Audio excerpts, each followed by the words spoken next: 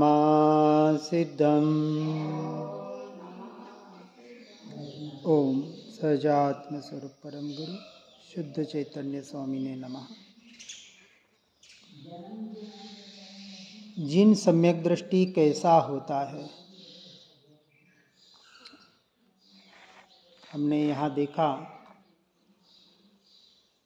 शाह जैसा, वाह जैसा, वर जैसा, अच्छाइयों का घर, संवर करने वाला संवारक, तप के तेज में तपने वाला, लब्धि अलब्धि से संयुक्त, नंद आनंद में रंजायमान रमणमान, दयावान दयालु अनमोद प्रिय, ऐसे में प्रवेश करते हुए अपने प्रसाद को, अपने स्वभाव को, अपने स्वरूप को प्राप्त करने वाला कौन? चौथे गुण स्थानवर्ती अविरत सम्यक दृष्टि की बात चल रही है। इस अपेक्षा से चौथे गुण स्थानक में आंशिक जिनपद प्रकट होता है। संपूर्ण जिन स्वरूप जिनपद परमात्मा पद तो 13वें गुण स्थानक में प्रकट होता है। अंशी का अंश अंशी के समान ही कहा गया है। शक्कर के बोरी का एक दाना भी वही मिठास का अनुभव कराएगा। इस अपेक्षा से जिस निर्णय की, जिस श्रद्धान की चर्चा यहाँ चल रही है और जिस अनुभूति चौथे गुण स्थानक में होती है, वह अनुभूति केवल ज्ञान के समान ही होती है, भले एक समय की हो। उसके स्वरूप में, उसके स्वभाव में अंश मात्र भी भेद नहीं होता। इसलिए इतने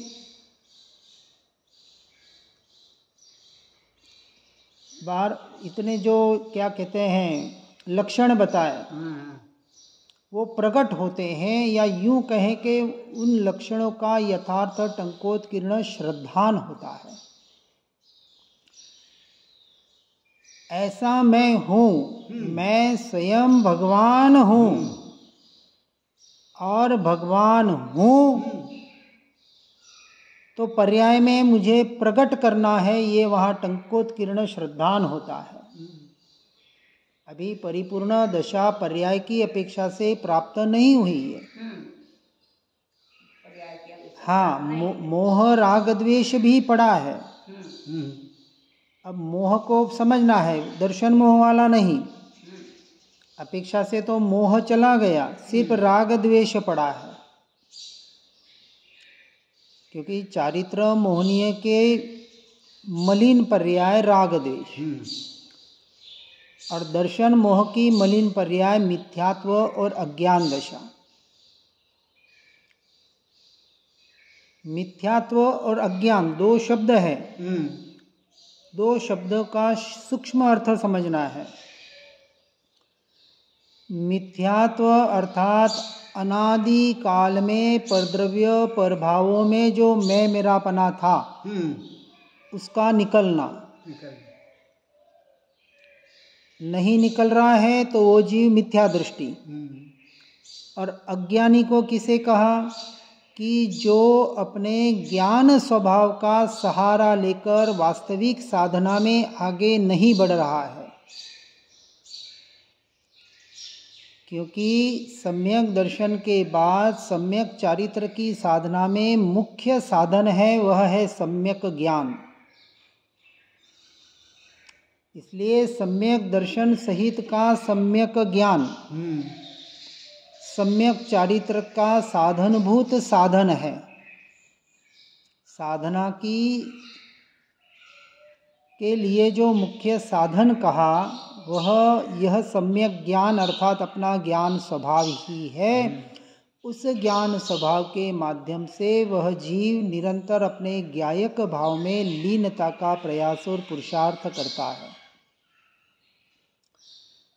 अब यहाँ बताते हैं कि ऐसा जीव आत्मा में प्रवेशक होता है। सम्यक दर्शन प्रकट हुआ, अपनी आत्मा का टंकोत्कीर्ण यथार्थ निर्णय श्रद्धान हुआ, स्वपर का यथार्थ भेद ज्ञान हुआ, पर से मैं मेरापना श्रद्धान की अपेक्षा से छूटा। ये मैं नहीं और मेरे नहीं। जब मैं नहीं मेरे नहीं तो अब वो वहाँ कितना रहेगा, और वहाँ नहीं रहेगा और वहाँ से छूटेगा तो क्या करेगा।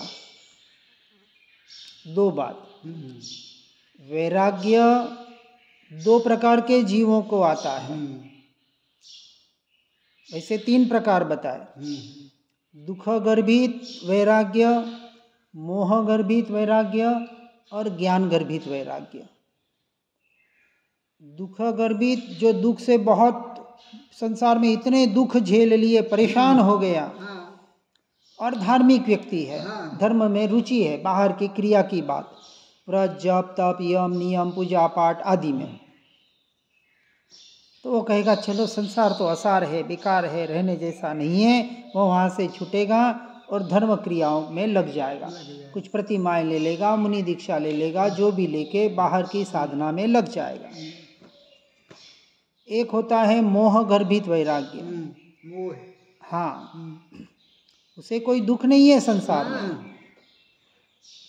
लेकिन ऐसे किसी महापुरुषों के संपर्क में आ गया और उसे पता चला कि वास्तविक संसार में सुख नहीं है। उसने सुखों को भोग लिया, अभी भी भोग रहा है क्योंकि संपन्न परिवार से है, तो वो निर्णय कर सकता है कि वास्तविक सुख तो कहीं आज दिन तक मुझे सच्चा सुख परमानेंट तो मिला नहीं, थोड़ा सुख मिलता है फिर दुख आता है।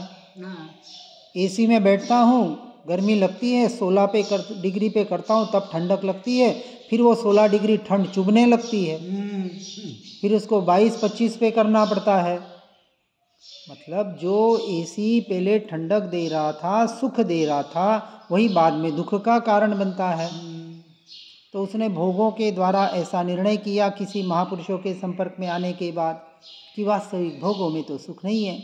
फिर उसको कहा गया यहाँ आजा, देख बड़े बड़े प्रधानमंत्री भी हमारे चरणों में झुकते हैं, देखो हमारे कितनी सेवा होती है, जहाँ जाते वहाँ वाहवाही होती है, चरण धोके पधारो पधारो, नवदा भक्ति होती है।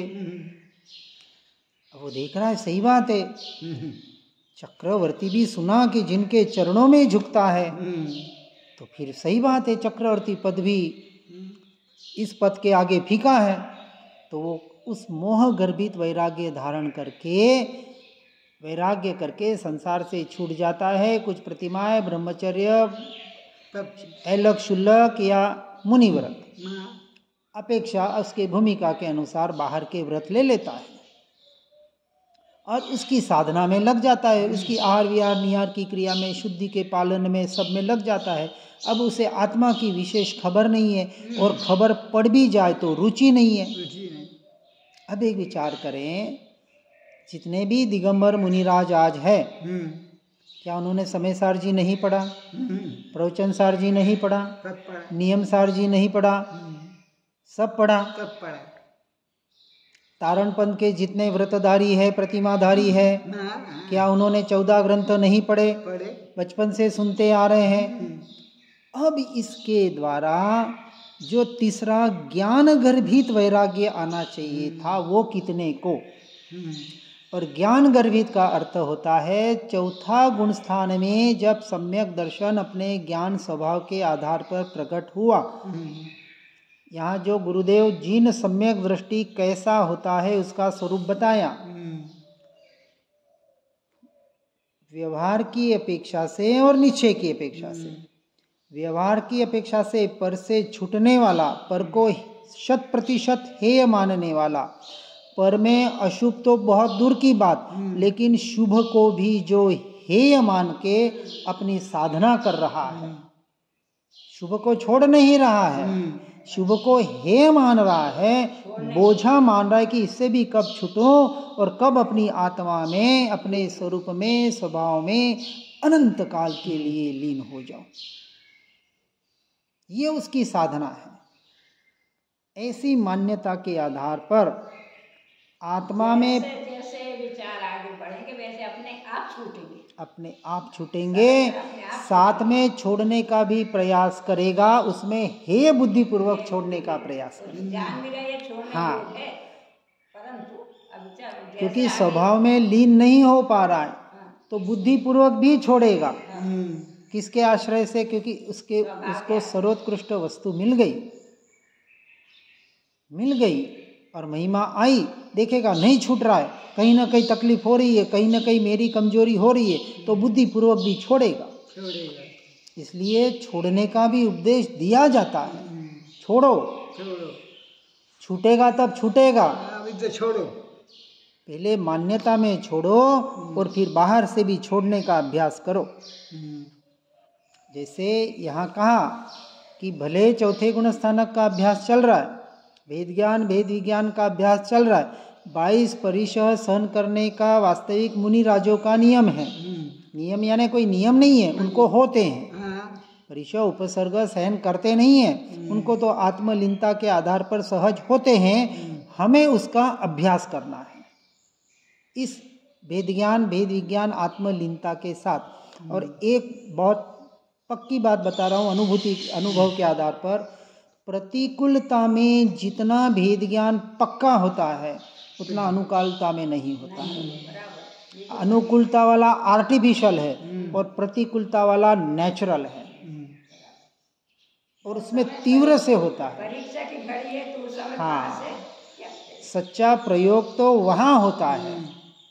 ठीक है, पहले प्रारंभिक अवस्था में आर्टिफिशियल करें, कोई ना नहीं है कि चलो एसी में भी बैठ के एक बार भेद ज्ञान का अभ्यास करें और अच्छा दृढ़ हो जाए, तो फिर नेचुरल गर्मी के टाइम में न लाइट पंखे का वापर करें, सर्दी के टाइम के न शॉल। अरे जब हमको अलग शुल्लक बनना है, अभी तो 11वीं प्रतिमा की बात कर रहे हैं, मुनि दशा तो बहुत आगे की है कि वो ग्रीष्म ऋतु में और अलग ऋतु में अलग अलग जगह कैसे, मतलब विपरीत जगह बैठते हैं।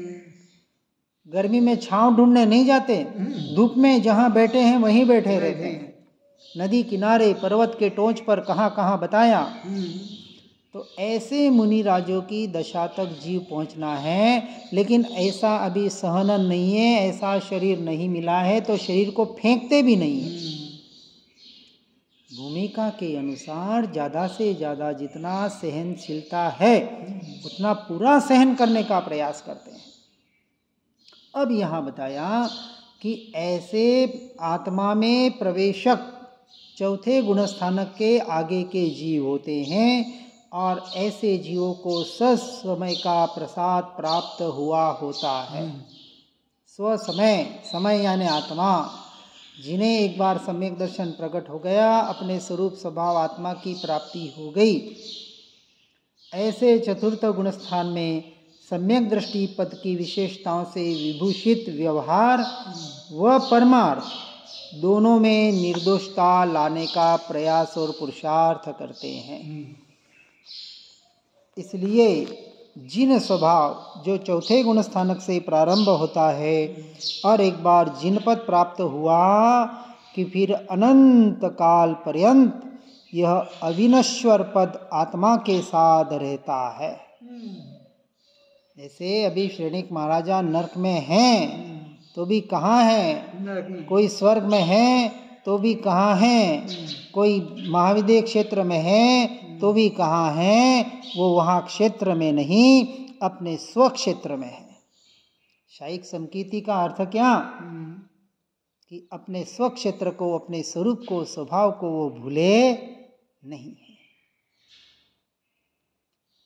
6 महीने के भीतर भीतर आत्मा की अनुभूति होती ही होती है, उसका नाम तो चौथा गुण स्थानक है। वहाँ यम नियम यम व्रत आदि कुछ भी नहीं है, चाहे नरकलोक हो, देवलोक हो, तिर्यंच हो या मनुष्य हो। गुणस्थानक को व्यवहार और निश्चय दोनों की अपेक्षा से समझना है। आज असंख्य मछलियां सम्यक दृष्टि है कि नहीं, कौन से समुद्र में, सम्यक दृष्टि, हाँ, लवण समुद्र, मछलियां सन्नी पंचेंद्रिय जीव हाँ कौन सा पानी छान के पीते हैं, कौन से व्रत नियम कर रहे हैं, शास्त्रों की बात बता रहे हैं जो पढ़ा सुना है। आज कितने समोसरण में तिर्यंच सम्यक दर्शन को पाते कि नहीं, कौन सा छना पानी पीते हैं, कौन से व्रत नियम करते हैं। पहले से पहले सम्यक दर्शन के लिए अपनी आत्मा का निर्णय करके, अपने स्वरूप और स्वभाव का निर्णय करके उसमें लीनता का प्रयास और पुरुषार्थ करो। यही एकमात्र कर्तव्य, एकमात्र आवश्यक इस भूमिका में इस जीव का है। प्रथम से प्रथम। लेकिन हम अपने इस कर्तव्य को अन्य कर्तव्यों के द्वारा गौण कर देते हैं। पहले एक भूमिका बनाओ। सम्यक दर्शन प्राप्त हो गया तो बहुत अच्छी बात है, आगे बढ़े। फिर प्रतिमाएं में जाएं, उसका पालन करें। भले प्रतिमा न ले तो भी पालन करने का प्रयास करें। मुनि धर्म न ले तो भी उसका जितना होता है उसका अभ्यास करने का प्रयास करें। यह बात यहाँ बता रहे हैं क्योंकि जिन पद चौथे गुण स्थानक में प्रकट हो गया और पूरा जिन शासन ही जिन पद का स्वरूप है। यह जिन शासन की, यह अपने आत्मा की, यह मार्ग हमें मिला है महा पुण्य के उदय से। जैन कुल में पैदा हो गए और जैनी बन गए, वो सारे अपने आप को जैनी मान रहे हैं, सारे मिथ्या दृष्टि। लेकिन जिसने अपने आप में आत्म स्वरूप को प्रकट कर लिया वो सच्चा जैनी। और जैनी शब्द भी जिन से बना, वो जिन, उसने जिन पद को पर्याय में प्रकट कर लिया। ये जिन पद, निज पद जिन पद एकता, जिन सो निज, निज सो जिन। जो तू वही मैं, जो मैं वही तू। परमात्मा और आत्मा में, आत्मा और परमात्मा में जो अंश मात्र भी भेद नहीं करता, पर्याय की अपेक्षा से उसके भेद में देखता है और पर्याय में सुधार करने का पुरुषार्थ करता है। ऐसे यहाँ शाह वाह आदि गुण सम्यक्त्व के पश्चात प्रकट होते हैं और ये विशेषण आत्मशक्ति के विकास में ही प्रकाश होते हैं। अब आगे की गाथा में इसी को बढ़ाते हुए कहते हैं, इस समय शाह का कितना अद्भुत स्वरूप पूरे सूत्र में निबद्ध किया है। समय शाह जो अपनी विभूति का स्वामी है। शहंशाह कौन? मैं स्वयं। किसका?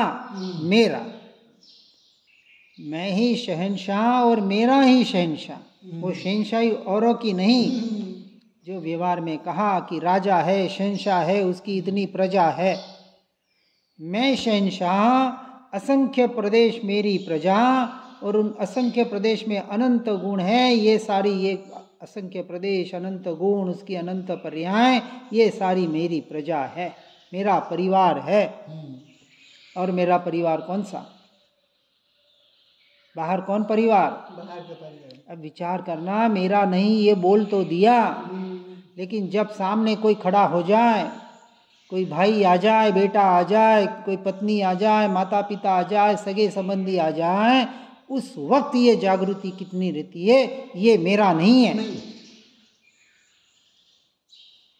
और हम कैसे व्यवहार करते हैं उसके साथ। यहाँ यूं नहीं कह रहे कि द्वेषपूर्वक व्यवहार करो, ये जा तू मेरा नहीं है।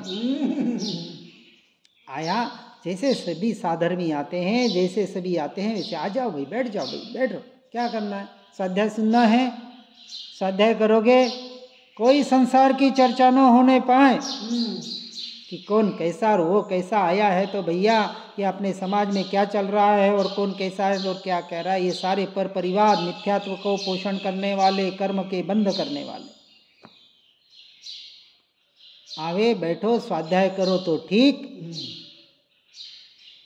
नहीं तो अपने अपने रास्ते पधारो। आए मिले भोजन करो, पधारो। हम तो स्पष्ट मना करते हैं, मिलने आना है तो भूल के भी मत आना। दर्शन करने आना है तो भूल के भी मत आना, साफ मना करते हैं। नाराज होए तो होए भैया, स्वाध्याय सत्संग करना हो, कुछ तत्व की बात समझना हो तो आना। बिल्कुल स्पष्ट कह रहा हूँ, चाहे बेटा पत्नी हो। हमारे व्यवहार के साधु जी आए थे, 3 साल पहले की बात।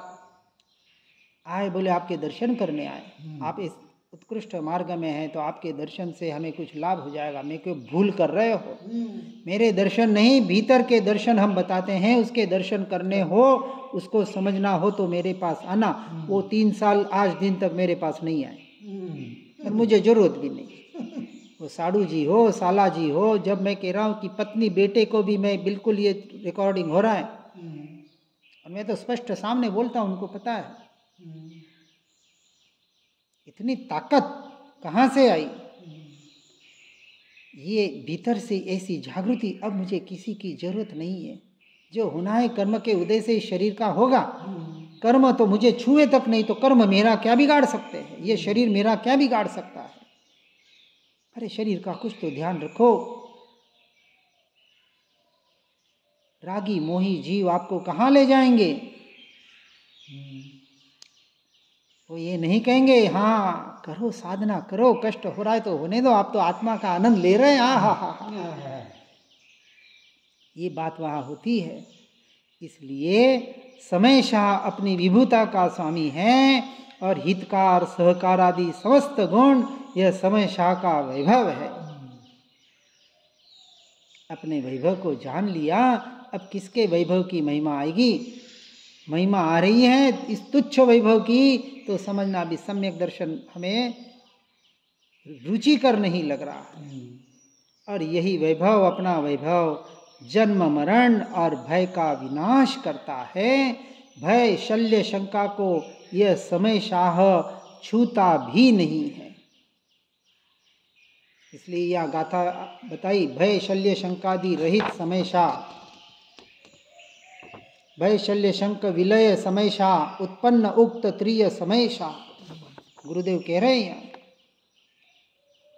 समय को, आत्मा को शहनशाह कह रहे हैं। हाँ। ये समय शाह का मतलब का, ये शहनशाह आत्मा। हाँ। मैं समय ये बाहर के भय शल्य शंका कर्म कर्म के उदय मुझे छुए तक नहीं, तो मेरे में आने का तो बात ही नहीं। ऐसा समय नाम शुद्धात्मा का है, और जिसे अपना भान, अपनी भाव भासना हो चुकी है, वही समय शाह है। चतुर्थ गुण स्थानवर्ती सम्यक दृष्टि की चर्चा चल रही है यहाँ, 5वें छठे की नहीं। तो वो 5वें चौथे में ही जीन स्वरूप उसने प्रकट कर लिया। ऐसा ही जीन स्वरूप हमें प्रकट करके इस मार्ग में आगे बढ़ने का प्रयास और पुरुषार्थ करना है। इसी भावना के साथ ओम नमः सिद्धम। जिन वाणी के ज्ञान से हो सम्यक श्रद्धान, हो चारित्र महान और पाऊं पद निर्वाण।